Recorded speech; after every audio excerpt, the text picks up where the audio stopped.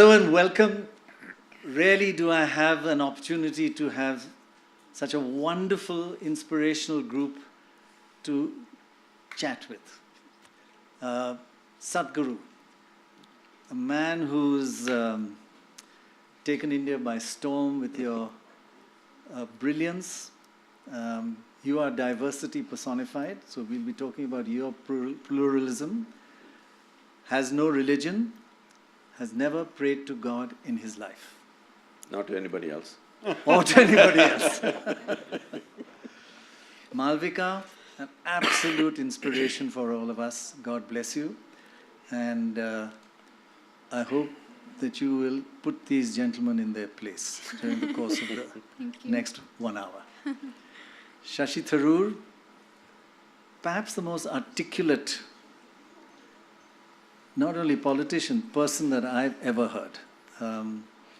Ranging from all kinds of topics, and we shall test you today on pluralism and diversity. And you better be as good as you are on the British. And Dietrich, you know Melina Dietrich, that's his sister. You'll be so lucky. He's a professor and has studied India for just, South Asia, for just 40 years. So he knows more than all of us put together, and is certainly less biased than all of us. Can I start with you, Sadhguru? You've just been traveling around India. You've 1 month on the road. Tell us your experience about the pluralism in this short period of India, that you've been around India. What have you learned?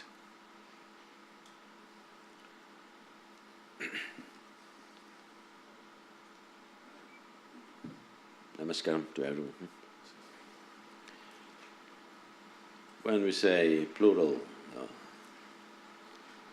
generally people are understanding this as maybe 3 communities or 5 communities living together.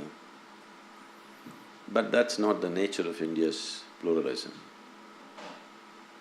Because within the family of 5, they have 5 different gods and goddesses going. So, our pluralism is very individualism in many ways. Because this culture has always encouraged seeking. Seeking cannot be en masse, seeking is always individual. You cannot make a crowd seek something. You can make a crowd pray, you can make a crowd do something else, but you cannot make a crowd seek something. Seeking is always individual. This being the fundamental ethos of this culture, we must understand this, that these are more recent happenings, probably in competition with everybody else in the world. Otherwise, this is a land which has always been a land of seeking. The highest values in this land have always been truth and liberation. Just in the previous generations, if you heard my grandmother talking, not some spiritual discourse, I'm saying daily conversation, without using the word karma, mukti, prarabdha, moksha, without this no conversation ever happened. So it was so much a part of our way of living that holding not God as the highest value, but mukti or moksha or liberation as the highest value. And any God? Any God, you have… No, we know the Ishwar, technology Allah. of God-making, but there's never been a God in this country. All the people that we worship are people who walked this geography at some point of time. They went through the trials and tribulations that all of us went through. In fact, probably they faced much more drama than what's happening in most of our lives. And we are not bowing down to them because they were, superhuman or something. They were human but not trampled by life that is here. And today, many people say Sachin Tendulkar is a cricketing god. That's very much in line with our culture, because here, when we said a deva, we meant someone who has excelled beyond certain limits. They have excelled in such a way that most people think they are above humanity. Right, but I think a quote of yours which describes India as a kaleidoscope of chaos, right? See, when we say chaos, the choice is like this. You can have a society which is like a manicured garden, and you need a gardener to take care of it every day, to trim you into place every day. Or you can have a society which is like a forest, which will anyway last for 1,000,000 years without anybody's care or concern. So we are like that. We are a jungle. Right. And no tending is needed. Nobody needs to manage us. We somehow go on. But Shashi Tharoor, in this forest of diversity that India is, I prefer the word diversity to pluralism because I find it difficult to get my tongue around that. It is, as he says, it is India. And is our idea of India, is there anything worrying you these days? Yeah, now because… now that the British have left. I think Sadhguru's metaphor is a perfect one, because the problem we seem to have these days is that there are some people who are coming into our jungle and trying to turn it into a manicured garden, into a garden of their design and of a particular shape which admits no other shapes, which is where I think the pluralism debate starts. It is about the various ways in which people define themselves. Religion is very much part of them, but identity in our country takes multiple forms. We have regional identities, which also require pluralism. We have caste identities, which must coexist with each other. We do have religious identities and religious differences. And there are some who seem to say that people of certain religions have more rights in this country than those of other religions. We have also diversities when it comes to things like what Malvika is going to be talking to us about, disabled people and their rights, and are we ready to accommodate them in the same way, give them the same place in the sun the rest of us take for granted. So all of these diversities are part of Indian pluralism. I wrote in India from Midnight the Millennium more than 20 years ago that the singular thing about India is that you can only speak of it in the plural. And there is not just one India, there are many Indias, just as Sadhguru said, multiple ways of experiencing India, of the reality of India, the history of India. It is one of the most beautiful aspects of India is its diversity, its Absolutely. multiculturalism and everybody living together. But you still, Malvika, I don't want this to be purely just about religion because there are so many aspects to diversity and inclusiveness. Diversity is a fact. It will always remain diverse. But will there be inclusiveness? Will everybody be inclusive and an equal space? And you find some challenges there that India has to learn a lot in that space? I think the most critical barrier that each one of us face is the barrier of attitude, the discriminatory attitude. And it is not just people with disability. Everyone faces societal attitude, and people with disability especially have a double disadvantage because more than their own functional limitation, the barrier of societal attitude is more of a hindrance to them. And I can vouch for this, and I share my personal story here with all of you. 15 years back, when I survived a bomb blast, and I was in the hospital bed. I was lying in the hospital bed, and the first time I was inside the general ward, I heard a bunch of women whispering, did you see that new girl who just came into the ward? What a shame. Her life must have been cursed to deserve such a fate. Who is ever going to marry her now? I heard those words and I cried my eyes out. So before that, the pain, you didn't cry, that happened? I didn't cry when I saw my hands covered in blood, my amputated hands covered in blood. I didn't cry when they were drilling iron rods in my hands. I never cried. I was battling for my dear life. I did not cry.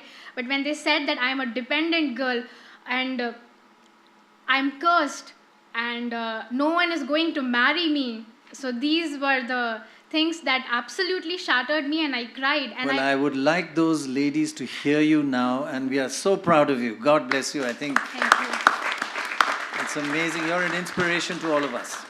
But you still find that attitude needs changing. And also mental health. I think that is something each one of us here undergoes at varying degree of intensity. It's some serious and some even low. Like for example, there are so many mental disorders, and there's so much stigma. I think our politicians have a lot of mental health. Sorry. And there's so much stigma. attached Yeah, to we it. know Deepika Padukone has done a lot of good work She in was that talking area. here today about that and how much people, they refrain from going for treatment just because, they'll be judged or, they'll be thought by the society that they are not fit. So, these kind of stigma, I think this is something that is a very important topic in India as well, and people with any kind of societal stigma that comes attached, it hinders with their day-to-day life. Sometimes when I was conducting my PhD research, I even understood that people wanted to move. They wanted to move places, move their workplaces, move from their society because they could not take the stigma that was present in their society. Right. So they could not even live comfortably in their own homes. So that's another aspect of attitudes. Can be against religion, can be against different sectors of society, caste, as you mentioned. You're used to manicured gardens, right? Not really. Not really, thank goodness. This build a wall. We have a saying, where the mind is without fear, and let us not be broken up into narrow fragments by domesticated Broken walls. up into fragments by narrow Domesticated walls, yes. Is that happening around the world now? Germany has seen a transformation. You took in 1 million refugees. The leader who took them in won the election, but the right wing also did well.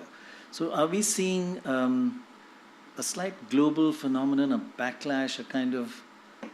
do you see a commonality? Obviously, there are certain features which we share around the world. There is this explanation now that through globalization, where barriers are breaking down, where there is a difference in the job market and the way employment works, a certain number of people is feeling left out of this development. And It's in easy a to way, blame somebody else. yes, and we can see this not only in the East, also in the West, not only in the so-called global North, but also in the global South. And people try to defend themselves and revive their identities in face of the open borders, mobilizing their cultural and religious and other identities. Right. In a way, I just wanted to add this one term. Sometimes one could even call this movement around the world, it's almost like an insurgency of the people who have been left out in this process of globalization, and politicians have not been able to address them. Yeah. One of the aspects I've read about people who come from Europe and from America is that they're worried they're coming to India, there's a Pakistanization of India. What do they mean by that? I'm not sure exactly what they mean by that, but what I can definitely see is that there is a growing emphasis on aspects of mutual exclusiveness and mutual exclusion. Whereas this is a very short-sighted approach, because if we are talking about globalization where borders are breaking down, we actually have to turn this, what some perceive as a challenge, this plurality, into an asset. That where the physical borders are not really that meaningful, and at the least they cannot protect us from the challenges in what we're living in. Sadhguru, in this chaos and anarchy and beauty and diversity of India, are we a bit worried that we're building these walls? And how do we stop them from being built? It is not the reality of India. I know it's definitely become a discourse in a segment of the society, but when you go down to the villages, when you go down to just ordinary people, this doesn't exist at all. I hear people shouting over each other in the television rooms, saying so many things which is absolutely no meaning. Not on NDTV. Yesterday, sorry, I had to give a quick yesterday, At NDTV. Yesterday Vikram was holding a debate and somebody was trying to speak over somebody. He said, please, wrong channel. Right, exactly. All right, I get that. But you're saying that's not a reality on the ground? that's not the reality on the ground, not at all. It's just that, see, we are a nation with 1.3 billion people packed into 4% of the world's geography. We are nearly 20% of the population. So here and there, we step on each other's toes. If I step on your toe, you don't have to be a Muslim to hit me, all right? Because everything is scarce. From everything, roads are scarce, toilets are scarce, everything is scarce. So we keep stepping on each other's toes, and here and there friction happens. But we must also understand, we are a largely unpoliced country. Correct. We are an unpoliced nation, there's really no police. There's no punishment. No, that's not the point. I'm saying there is no law enforcement to stop something happening. Right. Only after it happens, the police will come. You've even seen in the movies, only after everything is done, that's when they come, all right? Because for the population that we have, we don't have that much of law enforcement. Right. So in United States, if something happens, if you give a ring in, they say the downtime is 3 minutes and 20 seconds. Fully armed police will be there in less than that time in most places. But if you call here, only for the wrap-up. So we are not a police state. For that, I think we are an extremely peaceful country, unpoliced. Right. But everything is scarce, there's enormous poverty, deprivation. So here and there skirmishes happen, that not necessarily because of differences of religion, caste or creed, mainly for economic reasons. There will be rubs here and there. Right. Malvika, people who are disabled, religion goes into the background, right? There's much more, they've got many more challenges. There's a lot of lessons to be learned from how you fight, because people with all the advantages just target each other for unnecessary reasons. So, give us some lessons that you learn for the rest of us, that how do we fight against building walls against disability, building walls against mental health people, building walls against religion, minorities. How do we break down these walls? Because India is not a country with walls. I think once the maya of societal attitude is removed, I think each of us, and I'm speaking from the disabled community, each of us will be more aware of what we deserve in our society. And I am a product of inclusion, and I'm very proud to say that even though I had my bad moments, I was excluded, but today I can very proudly say that I'm a product of inclusion. And India, the number of things that had made me feel this way, that made me feel included. I think first and foremost, education. Education is indispensable for change. I believe that sharing of success stories, sharing of role models, positive role models, including… But you're saying in education so important, and you're quite right, but in education, people should be taught inclusion, right? Yeah, inclusion. Talk about Deepika earlier today. She was mentioning that how in schools it should be a more well-rounded way of education. We should not just target on math and science. We should also have teach children about life skills, about mental health. And I am here advocating for including disability studies in schools and colleges, because disability studies is what makes us understand that it is not an individual deficit per se, but disability is a byproduct of the society and its environment and the ideology. So we need to include disability studies. And I also seek private internships and all the private organizations and government and businesses, that if we work towards inclusive hiring, if we work towards standardization of technology, so that in one office you have one particular way of working, but you don't have the same in other companies. So I think all of this greatly helps. It has helped me in being included in the society. Right. When my story is shared in the media in a positive way, it has helped Very me. well put, It may have helped the readers, but it has helped me further. Right. So it's a two-way street. And your fight, I think, has helped a lot of other people who look to you and say, she's done it, and we can be included, and we can fight, which is a… Yes. But just, Shashi Tharoor, just rather than just as a lovely concept, and it's beautiful to have include, is it important for a country to move ahead? Or do countries do as well, whether they've got walls built between different communities? Or is it an important part of progress? No, it's extremely important. In fact, you what build way? a wall, Hard somebody facts. will build a tunnel. You build a wall, somebody will build a tunnel, or they'll find a way of breaking your wall. That's human nature. But more important than that, I think, is that for a society to function, all the parts of it have to feel relevant. They have to feel they have a stake. If you have people who've been left out for one reason or the other, whether it's disability, whether it's caste, whether it's because they're Adivasi, whether it's because of their religion or faith or the language they speak, or the color of their skin, depending on the society you're talking about. Well, it happens in India. Absolutely. When people Fair feel and left out, they have lovely. no Fair stake. and Lovely ads are banned on NDTV. Good for We you. lose a lot of money as a result, but we will not accept that kind of racism on our channel. Yeah, it looks like I'm the only That's one who very didn't use it. Sorry? Sorry? It looks like I'm the only one who didn't use it. Well, look, I mean, the point is that so all of these things, all of these kinds of discrimination essentially put people in a position where they feel they don't belong. They don't have a stake in the future and success of the society because they won't share in it. And that's what's wrong, because the practical purpose of pluralism is to let everyone feel involved, everyone to be a stakeholder in your society, and everyone to feel they're invested in the future of that society. Right. The moment you marginalize, alienate, push people aside, two things happen. One, you lose people who can actually build up your future. But second, you also potentially breed a viper in your bosom.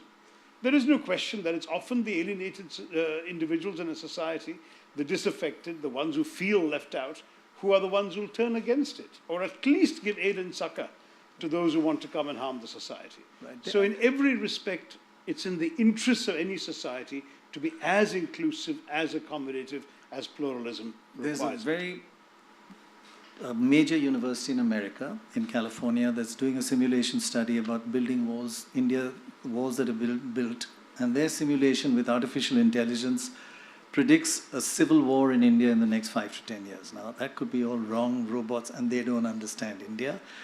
But the importance, I think, what Shashi Tharoor is saying is that it's important for progress. Take, for example, any survey around the world. What do people know about India? Two things: Mahatma Gandhi and the Taj Mahal. Taj Mahal is a huge attraction for people from around the world to come, and now it's not in our tourist handbooks anymore. It's been excluded. Now, why? Those sort of examples, do you find inclusion and not building walls crucial for India? Taj Mahal is not in the tourism. The UP government has issued It's a just, tourist handbook that doesn't mention the Taj Mahal because, as you know, their chief minister last month or 2 months ago made a statement saying Taj Mahal is not Indian culture. They have a particularly bigoted and narrow-minded view Now, of what is he's Indian. becoming political. I just want to rescue us all from that. No, it is. It doesn't matter who built it, whether you like the people who built it or not. If somebody builds something beautiful, we must have an unprejudiced eye to appreciate it. When Malvika repeatedly said disabled community, I want you to know, most of the society is disabled in their own ways. Right. It's not because you lost a hand or leg you become disabled. People are disabled. They tend to disable themselves in so many ways.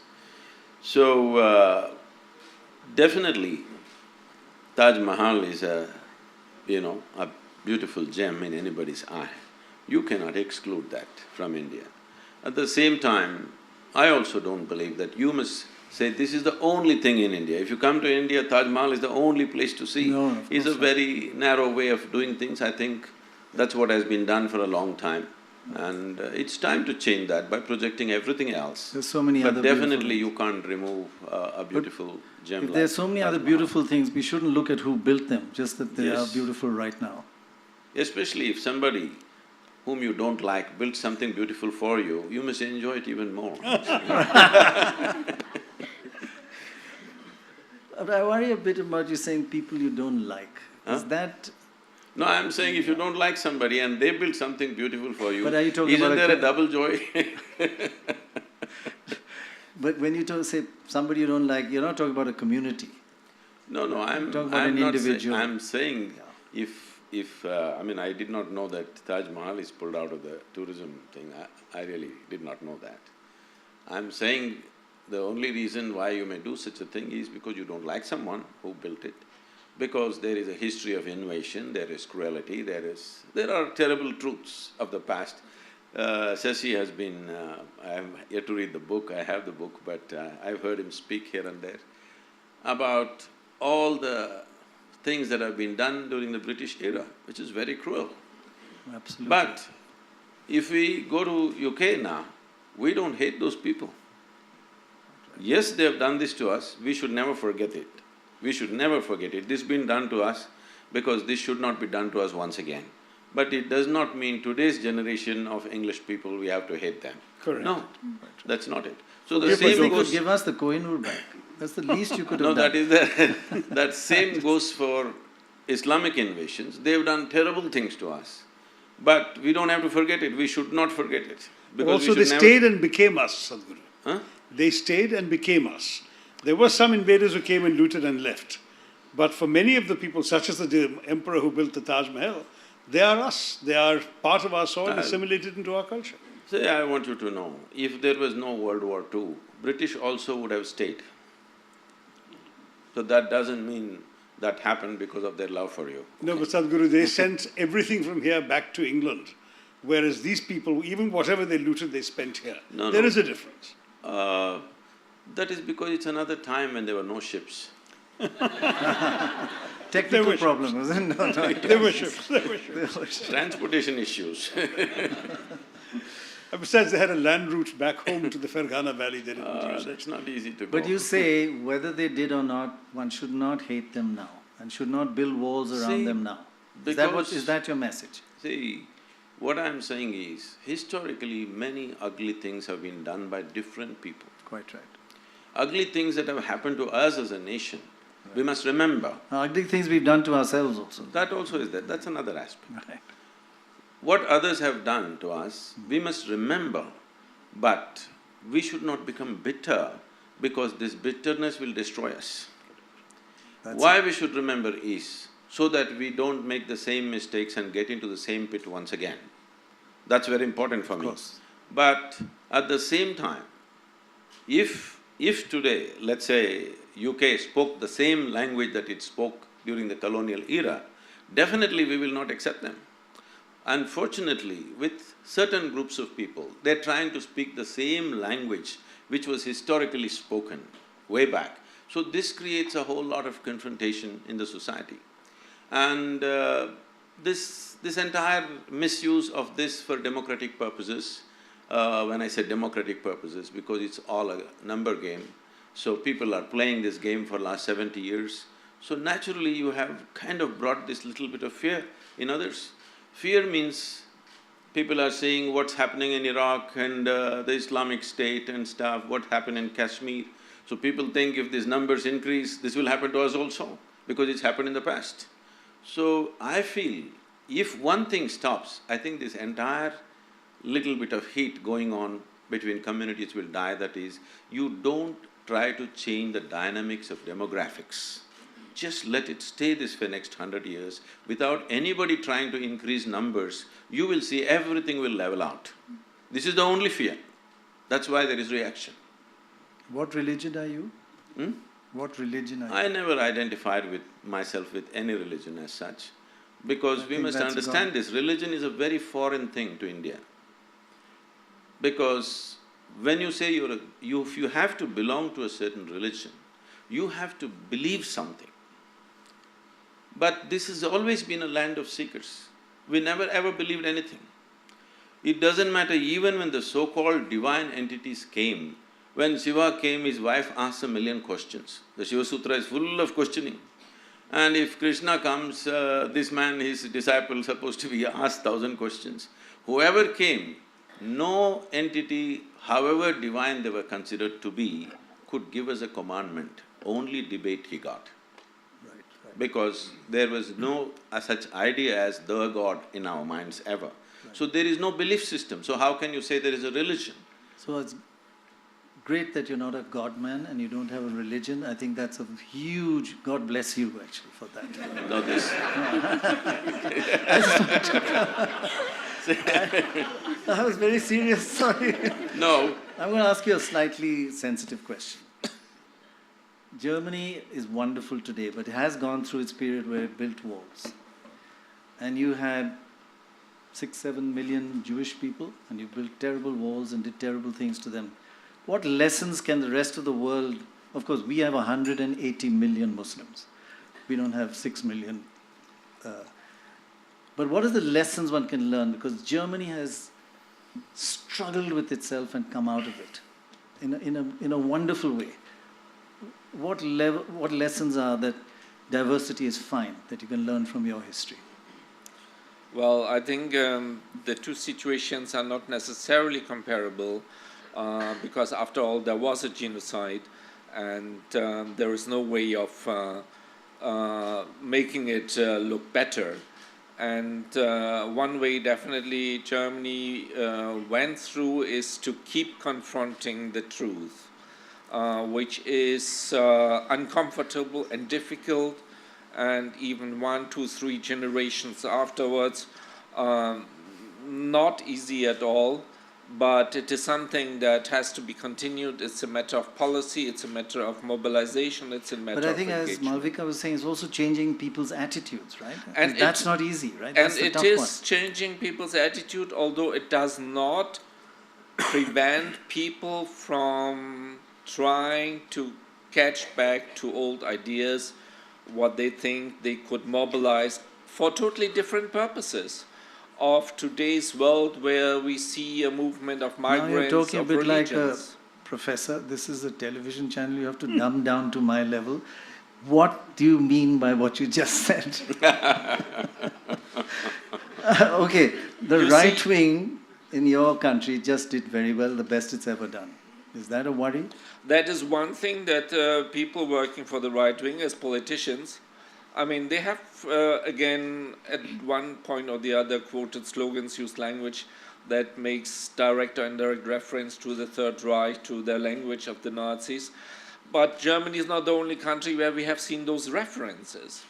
And this is not necessarily exactly the same type of diversity and confrontation as we see in other parts, like in South Asia, between Muslims and Hindus, or other parts of religions, where a lot of issues are expressed in religious terms today, which are actually political and ideological, and which have a deeper rooting in, as our friend mentioned, in social issues in terms of marginalization, where people are left out and where therefore they are rebelling. And yet, still, it's not the same issue. I mean, a Dalit woman in the province has a much bigger baggage to carry than a Muslim man, let's say, in the city, in Delhi. So even there you have to have other levels of inclusivity. Right. Malvika, I mean, we are all now getting back into the political and the religious, which has a lot of hatred in it. And that's what is being combated on that front. On the front that you're fighting, which is marginalization of disabled people, it's more insidious. It's not hatred, it's not obvious, but it's just cutting out people with mental health problems, with physical disabilities, just alienating them from society. And it's a tougher thing to fight, because here it's so obvious. How do you combat that? Because it's as destructive for India. As a social activist, I would want to say that I want to keep repeating inclusion, like everyone here is saying. Inclusion is not a rule that should be accepted. I think it is something that should be celebrated. Inclusion, no matter who you are, where you are from, or how you look, whether you have any body parts, whether you don't have any body parts, no matter what, you should be included. And this is the message. I hate to say it, that Bollywood doesn't help you at all, right? In Bollywood, yeah, sorry. I'm actually waiting for Karan and Alia. If they are here sooner, then I can talk about the very important point that I want to highlight, that Bollywood, they do not portray people with disability in the way that they should be. They are portrayed as they are objects of charity, or they are so dependent, or they are made fun of. Mockery is something, not just Bollywood. Everywhere you see people with disability are made fun of, and their disability is laughed at by everyone. But that's not That's not nice for people with disability. Yeah, and that affects so many other people's attitudes. I laugh at it. My family, my mother especially, she taught me to laugh at my problems. She taught me to laugh at everything that happened. But not everyone can take it as lightly as it is. And I think films especially must portray people with disability in a very positive way, because movie media is the only platform that the current generation and everyone, in fact, they see people on TV, they read about them, and that's when they know that, oh, this person, how do people come to know about me? They read about me, and then they see that, oh, this person has not given up, so she gives us hope. So I think if everyone's story is highlighted like that, if every person's story, if every disabled person's story is a unique story, unique of its each one of them is one of a kind. So if everyone's story is highlighted in the positive way that they deserve to be. I think it's important they're not disabled people, they're people who are disabled. First, you're a person like everybody else, and they're a person who's Muslim or person differently able. Similarly, I think it's now okay to say disabled, but a person who's disabled, not a disabled person. Because person comes first. I would like to add the word here. A lot of magazines and media channels, they use the word wheelchair bound. It is so restrictive. Wheelchair bound is like kind of restricting you to a wheelchair, but actually wheelchair helps a person to be free, to be liberated. When I speak to people who are on wheelchair, they feel liberated when they are on a wheelchair. So it is. Well, one good thing that television has done, it's made, most anchors have got serious mental health problems. And I think that's This is not a confessional. It is a I actually think it's an accusation, but we won't go there. It's a total confession. And I do want to come out in the open and say, yes, there's a lot of mental problems here. But getting serious, as you never are, there are similarities between exclusion of and marginalization of people who are disabled, but there's also a very different kind of hatred that's exploited by wonderful politicians as well. Well, I hope I'm exempt, because I'm very much passionately a believer in inclusive India. I'm also exempt from the health problem. I don't like to demonize anybody, especially for things they can't help. Demonizing somebody for the faith into which they were born, or the community in which they live, or the way they look, or the color of their skin, or the language they're brought up to speak, or the clothes they wear, or the food they eat. Sadhguru says, just a fear, it's a fear. So I was intrigued to hear Sadhguru say that, because obviously some of the fear is stoked up. It is stoked, as you yourself said, partly for political purposes. No.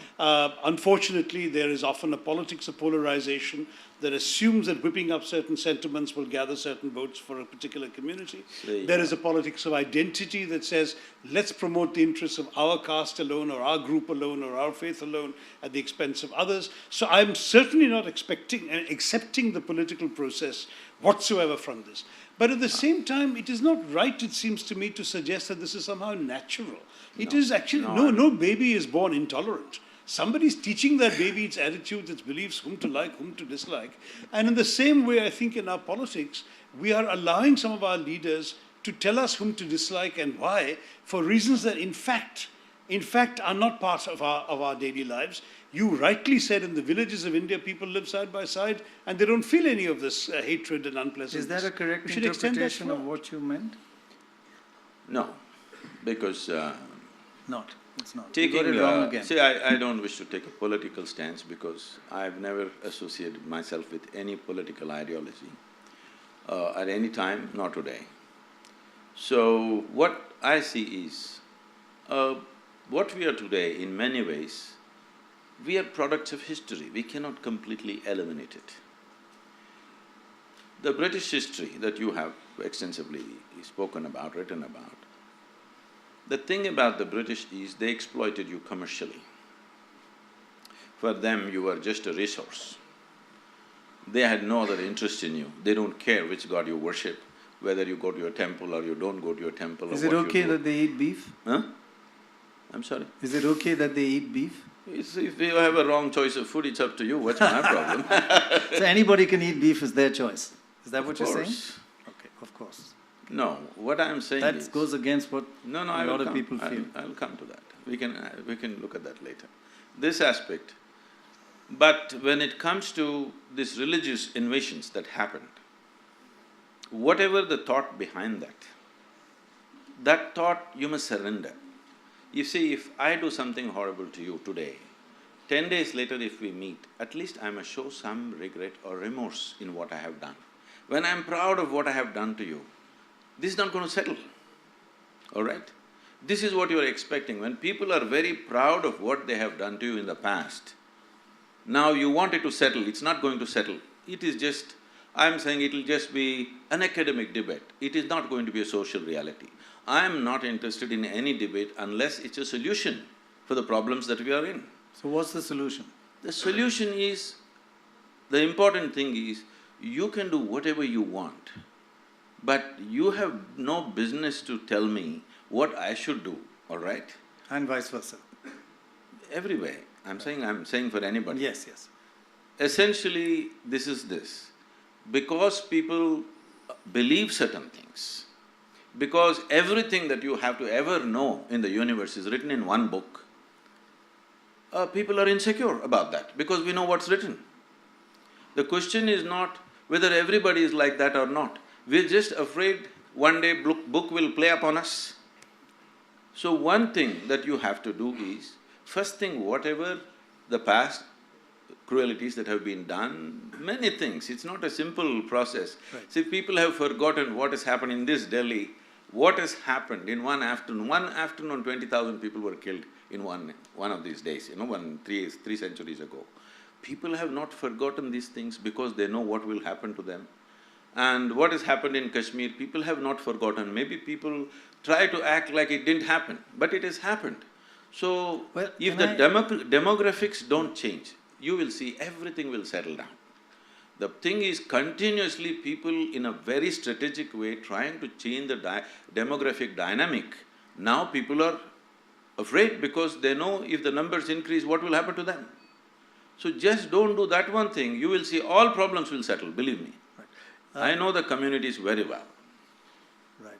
At least you're positive and optimistic about it, but you do bring a lot of history into what people's fear today is, and that is a bit worrying. There is a Buddhist tale about two Buddhist monks walking down the road, and they come to a part which is lot of mud and water, and there's an old lady there, and she wants to cross. And one of the monks takes her on… I know. takes her on his back and takes her across, and while he's taking her across, she kicks him and beats him and says, "You're hurting me, don't go this way," and curses him and shouts at him. Finally goes around, puts the other side and puts her down, and both the monks walk on. And after 2 hours, one monk says to the older one, "That lady was so horrible and you didn't say anything, you just let her go, why didn't you say something?" And he says, "You're still carrying that lady? I put her down 2 hours ago." Shouldn't you put down your history? That's what I said. Just put it down. I think that story is totally not relevant to me. No, of course not, of course not. Not relevant to the situation either, because the story is not… the situation is not about what happened. The situation is that there is no sense of remorse or regret about what happened. You want the lady to regret? Not the lady. See, that's a totally different… I think I have a better way of telling that story. That's a… You have a better way of telling most stories. No, that's not the point. That is a spiritually significant story, that's a different matter. Okay. This is a reality which we are living in, where people who firmly believe their way is the only way to go to heaven, all right? First of all, I'm not interested in going to your heaven, so leave me alone. But you keep on trying to change the demographics, there will be fear. If you think that is an empty fear, then you have to see what's happened. What is happening even now in certain parts of the world, you must see. It is not an empty fear. So I'm saying, whatever you believe, it's your faith. So you say… First of all, let me finish this. Sure. I feel, the moment you believe something, you are disabling yourself. Because belief essentially for me means you are not straight enough to admit you do not know. As far as I'm concerned, either I know something or I don't know something, that's all there is. Everything that you don't know, you believe, and you want me to believe the same thing? No. So this culture has never imposed anything on anybody because nobody believes anything. We are seekers. Seeker means what? You can be a genuine seeker only when you realize you do not know. So, this is of a certain nature. Now in reaction, unfortunately, we also tending to become like that, which is a very sad thing, okay? But at the same time, a society is not made by, till now at least, maybe in future it might, society is not made by spiritual wisdom. Unfortunately, it's made on the streets, how people react, how they fight, how they defend themselves, what they can preserve, what they cannot preserve. This is how societies are made still. It's a crude way of doing things, but that is how it's made and that's how it is still now. But didn't you just say earlier that you've traveled around India recently and throughout your life, even as a young man, when you were on a motorbike, people live with each other in complete peace and harmony and without fear, without thinking of the history and without thinking of numbers. Even now it is true. And Shashi says that… I'm telling you, even now it is true, except those communities which are kind of little ghettoed, except in those places. Everywhere else, even now it is true in this India. Just now, 30 days I've driven across the country. Right. Even now it is true. Every kind of people, every kind of community leaders came to me and spoke to me and I spoke to them. All this happens. Right. I'm saying, one thing is a whole lot of people, particularly, political class is trying to exploit the differences, all right? I think you agree on that. Okay. I think I agree with Sadhguru. The thing is that when I say political class, I don't mean to say every political person is doing it. After all, right. Politics is a dirty job that somebody is doing for us because we are not willing to do it. That's right. So someone like you who has such a major role in society as a Sadhguru, should you and others like you not take on the role of educating people to overcome the fears you mentioned? I mean, the fear of demography is even mathematically an absurd one. 80% of the population is Hindu. How can they be afraid of a small minority of a smaller minority? And what is the demographic calculation by which this number can overcome us? Should we not educate them to leave their fear behind and say, look, let bygones be bygones, as he said, put that baggage down. You referred to Nadir Shah's attack in Delhi, 1739. I've written about the British attack in Delhi, 1857. But if we can forget the British, let's forget Nadir Shah too. No, we can forget it. We just have to make sure it doesn't get repeated, that's all. I will tell you what's the fear. But you're not justifying hate. I am not right? justifying. I'm saying, that's fine. First and foremost thing is, whatever people have done historically, we don't have to hold it as a reality today. Correct. Only thing is, all communities should distance themselves from that historical events. But I will tell you, wherever there is a certain majority, you will see all other things get naturally pushed out, totally, which is not the way this country has operated. I am telling you, in Tamil Nadu, if I go to certain districts, without asking me, the state provides me security. I say, why? So, Sadhguru, you don't understand, certain communities are saying you are coming and you will convert them into something else which is not their way. So they put police around me. I say, what nonsense, in India, why do I need police around me, for me?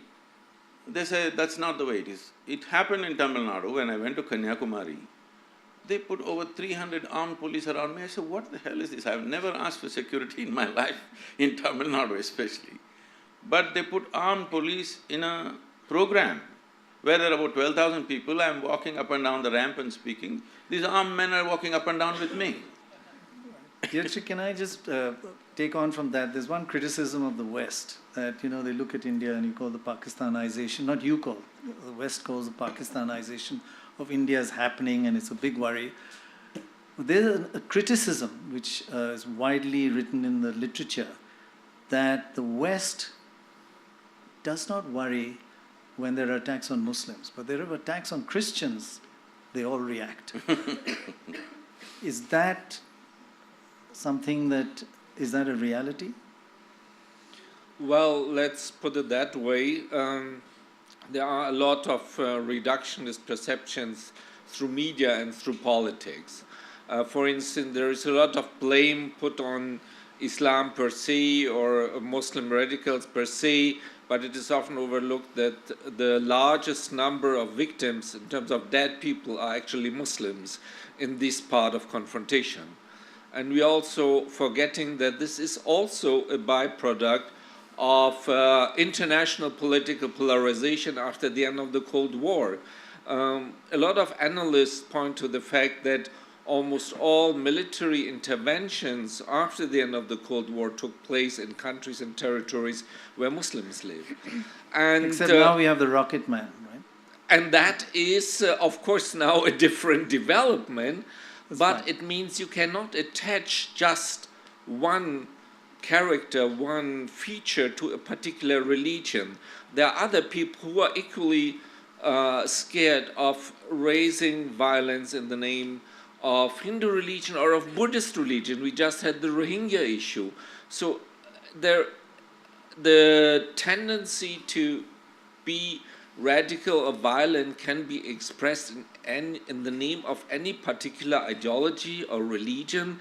And if you look at the history of not even history, at the current times of South Asia, of India, you will see there are many more victims of other violent conflicts than of those connected with Muslims. Look at the Tamil war, look at the other insurgencies in the eastern states of India. So we will definitely see, unfortunately, also, because all violence is unfortunate, it is rather evenly spread through religions, ideologies, and faith and non-faith believers. They say the two Ds of India are the greatest asset, democracy and diversity. But one issue about democracy, which you must find very difficult, is that it requires numbers. And there are 80% Muslims, a billion Hindus, 80% Hindus, and 200 million, 180 million Muslims.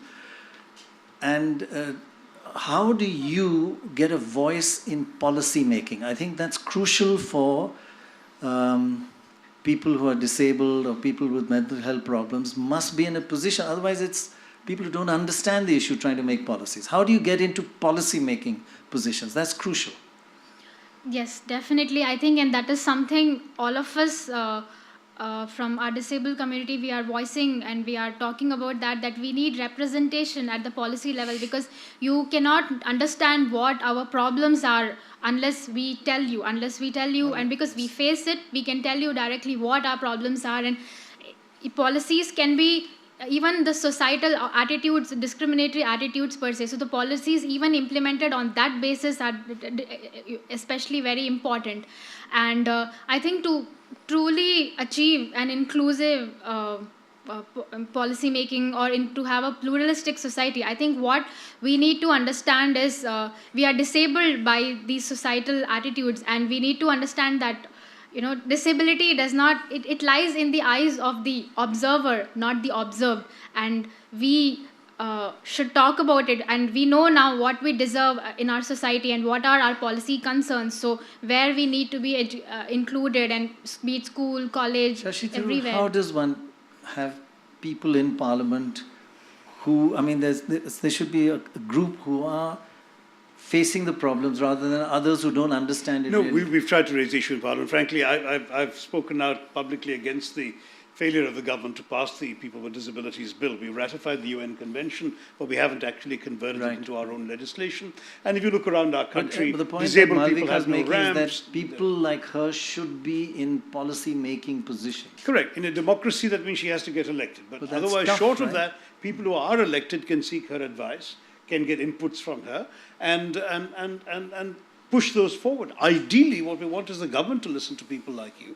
And I think the fact that you've now become so visible and people are hearing what you have to say means your ideas will gain traction. That's one strength of an open society.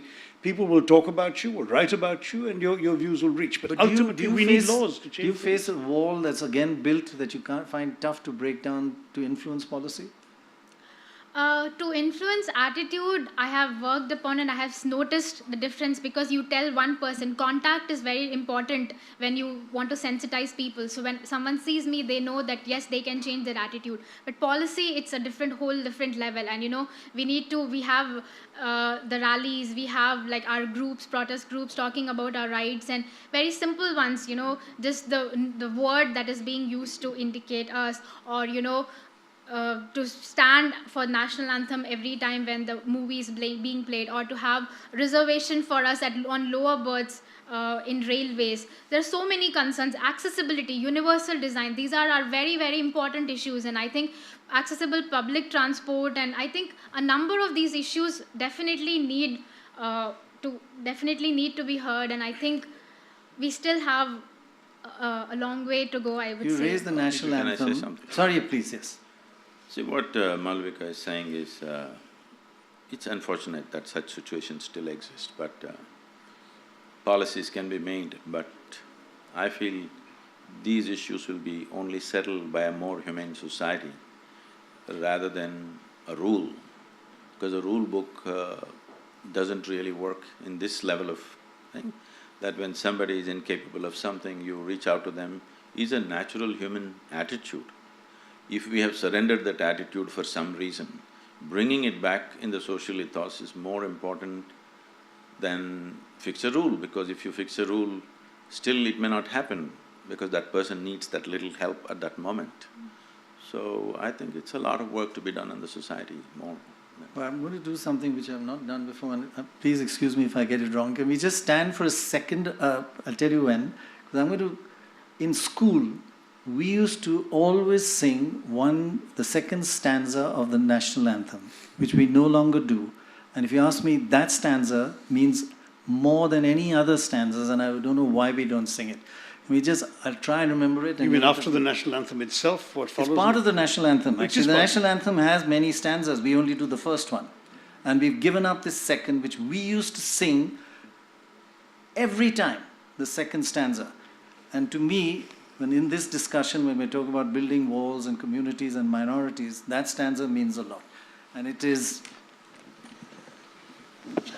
Aharahatab avana pracharita sunitab udhara vani Hind bodh sikh par sikh Musalman Kristani. That's what our national anthem talks about. And we should sing it every time.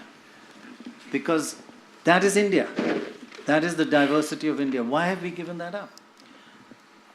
You mean to say why have we given up the stanza? Yeah. That's because they wanted to reduce it to 57 seconds.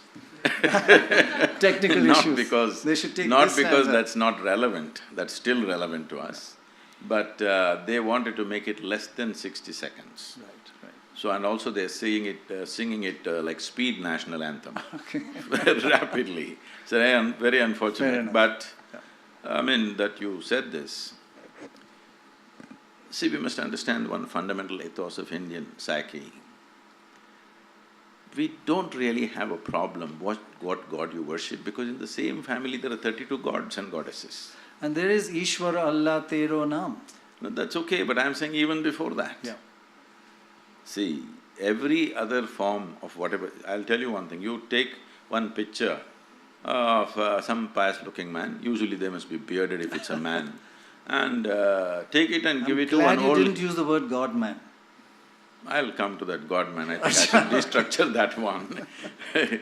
If you give this picture to an old lady in some village and say, this is a great sage, she will keep it in her puja room and worship without knowing who the hell he is. Do you understand? This is the only culture which does that. So do not destroy that by imposing something forceful, you have to believe this, otherwise you're not this or that. You don't have to believe anything to be in this country, okay? You don't have to believe anything to be a part of this culture, because everybody can do their own thing. That is, we know the technology of God-making. For every one of us, we made our own God. There's something called as Ishta Devata, that you can create your own god or goddess. That's true. If you like the tree, you can make the tree into your god. If you like a rock, you can make a rock into your god. This is a phenomena. This is the most wonderful thing, because this is a dimension of life which should never be organized. Because the moment it's organized, it becomes something else. So this we realized from ancient times, and we made it in such a way it can never be organized. There is a desperate attempt to organize it, but it's not working anyway. You cannot organize it, because to organize something you need one particular belief system. There is no particular belief system in this country. But I think I'm glad, Pranoy, that you linked this debate on pluralism to the national anthem, because indeed nationalism is such a major issue in the world today, in our country today. And to my mind, Now what I find myself... You've met your match.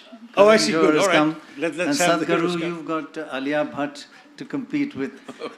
Please come in. Welcome, welcome, welcome. I'm so sorry I'm barging in. I had to come and see you. How are you? Nice to meet you. Come and sit here for 5 seconds because she has a question. She has a flight to catch. Will you answer question? I'll stand Just there. in 5 seconds. Yeah, yeah. Oh, great. You have a question. Hi, Karan. Hi. For both of you, Karan, question for you. You have to We were there answer. this morning, yeah. You might have to answer. No, sit. Thank you both of you for being here. My suggestion rather is when I want more people with disability to be shown in movies and to be shown in a positive way, to have more positive portrayal of people with disabilities, because you are the people who are going to show there are so many people who watch movies, and I think you can directly impact a lot of people who have no idea about disability. So it's my request, and it is something that I really wish for, that we want more representation of people with disability in cinema and a positive portrayal as such. Well, I'm no filmmaker, I'm an actor, but I think I absolutely agree with you, and I don't want to be saying too much, but I have to say I've already read 2 scripts in which there is very positive, very happy, very cheerful display of people with disabilities, and hopefully I will play some characters someday. So thank you for this suggestion, because definitely it's very, very well taken and point noted. Well, I'm the producer there, can confirm that. The man who makes films is hiding behind you. Well, I did project disability when I directed a film called My Name is Khan in 2010, which dealt with autism, a strain of it, Asperger's syndrome. And we touched upon that, and a fair amount of research went into, the projection of that character. So I know what goes into it, because, and I think that what's imperative is that when you project a disability is to really get into the ethos of it and not just, sugarcoat it sometimes and just, touch upon it because just for emotional manipulation. Because I think as a filmmaker that would be letting down the cause and what you're trying to do with the character. So yes, definitely, point noted. Thank you, ma'am. Great. Also, just one more suggestion to Karan actually. Okay. In fact, like how about having people with disability portray people with disability on screen? So how about that for a change? Then the actor will not win the award. Who knows? You're grabbing a chance away. I'm a model, so let's see. No, definitely. But thank you so much. Thank you. This was truly an honor. Thank you. All very much. Bollywood's a great advertisement for Indian pluralism anyway, so keep it up.